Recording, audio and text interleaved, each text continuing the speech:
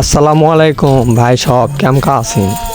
এই যে দেখো আমার বড় ভাই, ওই মনে করো তো গাড়ি তুললে তোর কি হয় জানি না, ওর মনে করো অটোমেটিক গান কোথায় বেড়া আসে, মনে হয় সে লালন সাইজে মনে হয় মাথার উপরে ওঠে, ওটা মনে করো নিজের থেকে গান গাওয়ায়। তো যাই হোক, ওর জন্য দোয়া করো। ওর একটা ফেসবুক পেজ, আমরা সবাই পাগল পাগল মানুষ, তো সেজন্য এটাই দিছে, আমরা সবাই পাগল।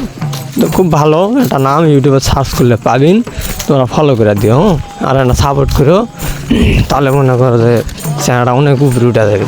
তো আবার এর মধ্যে দেখি হুজুরেরা থাকতো, হুজুরেরা দেখো, হুজুরেরা কেবল নামাজ পড়ে আবার রাত্রে বুঝে আছেন, তখনই আমাকে সাথে দেখা। যাই হোক, হুজুরেরা বেড়াবা যাচ্ছে যখন আমরা বালি বুড়া ঘাটালি দেখি যাতে থাকি ডুব করে মামুর বেটা গাড়ি চালাতে দেখো, নিয়ে আবার সে গাড়ি চালাবার খালি শালুক বুলুক। এরে বাবা, আমরা কোনটা গেছি জানেন? আমরা গেছি হচ্ছে কামর থেকে কাবুল আসিতি। তো আসার সময় দেখি মনে করো যে এরা দুই ভাই মারামারি লেগে গেছে, কে গাড়ি চালাবে কি করবো।